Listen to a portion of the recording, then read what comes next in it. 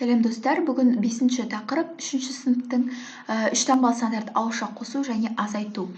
Так, бірінші тапсырма есепте 190-ға 70-ті қосатын болсақ 100, 260 болады, 260. Одан 60 азайтатын болсақ 200, оған 80-ді қосатын болсақ 280, 90-ды азайтатын болсақ 190, 50-ді қосатын болсақ 240.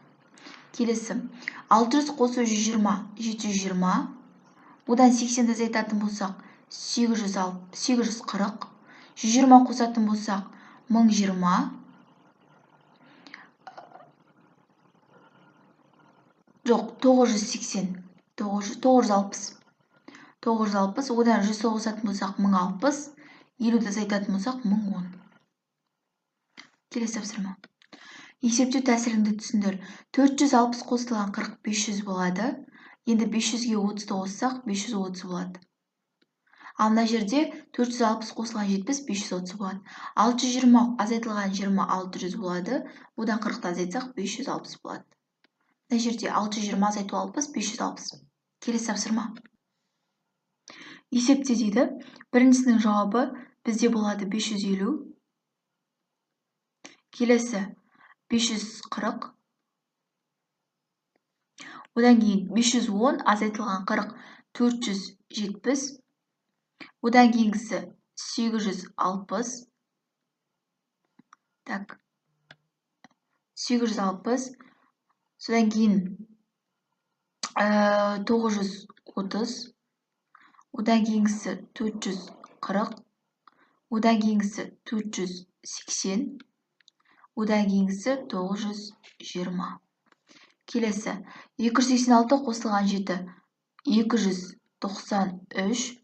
Одан кейін 843. Одан кейінгісі 570.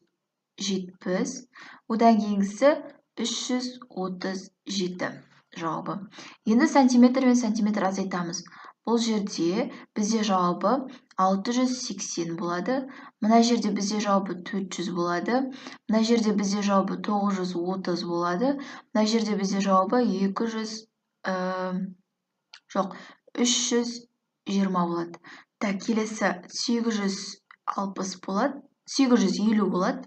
Одан кейінгісі бізде жауабы 190. Жоқ, 290. Келесі есеп. Келесі есепте күн райының қолайлы болуына байланысты астық мол шықты. Бірінші егіс алқабына астық қоймасынан 457 мәшине.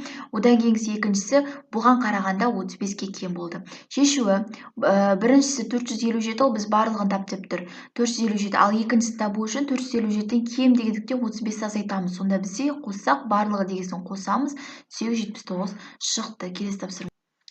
Бір әріптен тұратын өрнектерді тауып оқы, әріптердің орнына мәнін қой дейді. Жақсы, аның орнына 9-ды қойсақ, бізде 9 көбейту 2 қанша болады? 18 болады. Одан кейін аның орнына 9-ды қойсақ, 9 қосылған 456 бізде болады, 465 болады. Келесі, аның орнына 100-ді, бұның орнына, аның орнына 9-ды, бұның орнына 100-ді қоямыз. Сонда 9 қосылған 800 азайтылған 100. Бұл де жауабы 709. Келесі 387 қосамын 9. Жауабы 396. Келесі 813 азайтамын. Бұл бізде 100. 713. Келесі 9 қосылған 8. Оған қосамын 100-ді. Сонда бізде жауабы 117 болады екен. Келесі. Так, жаңбырлы күні дүкенде 240 ерлер қолшатыры және одан 130 кем әйелдер қолшатыры сатылды. Барлық қанша қолшатыр сатылды? 240 ерлер, әйелдер белгісіз 130 кем. Дәл жаңағыдай есепке ұқсайды. 240-тан 130-ды азайтамыз 110 болады, оған 240 қосам 350 болады.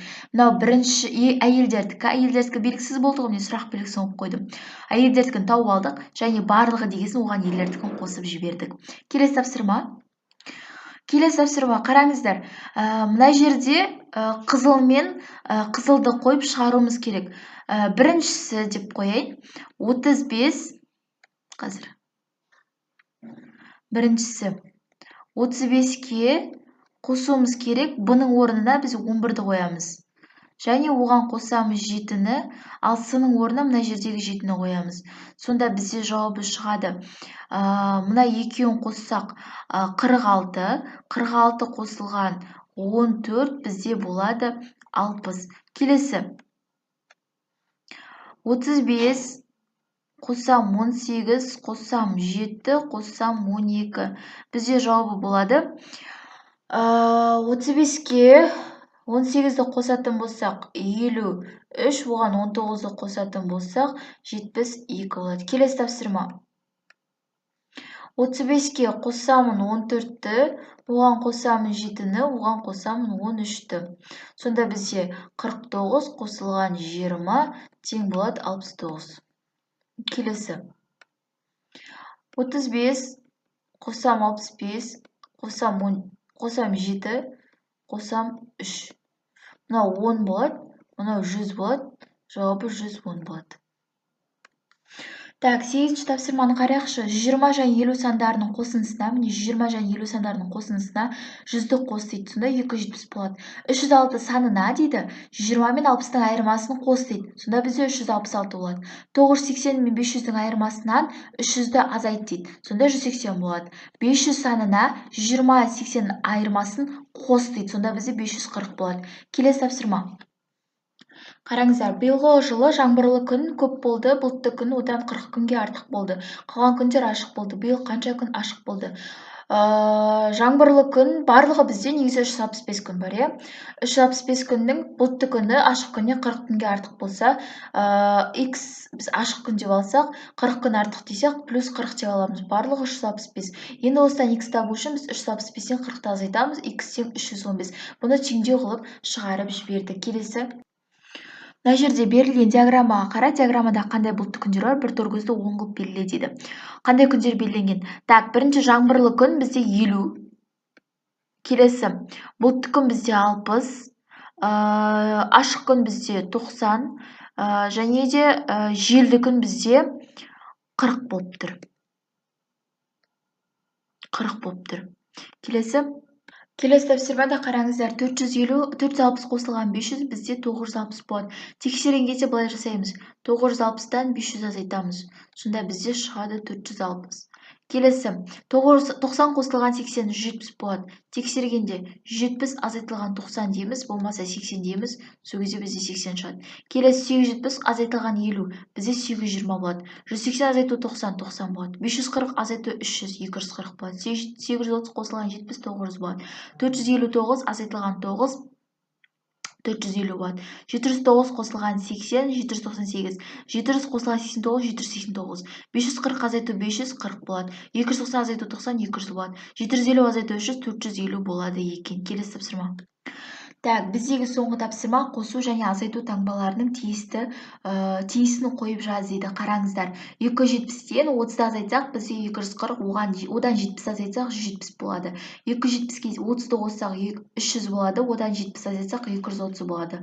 270-ке 30-ды қоссақ, мына жерде 300 болады, 300-ге 70 болса 370. 270 азайту 30 240 болады, оған 70 болсақ 310 болады екен. Осылай балалар, бүгінгі сабағымыз аяқталды. Каналымызға тіркеліп, осы Малика Бауыржанқызы деген каналға тіркеліп лайк басып кетіңіздер.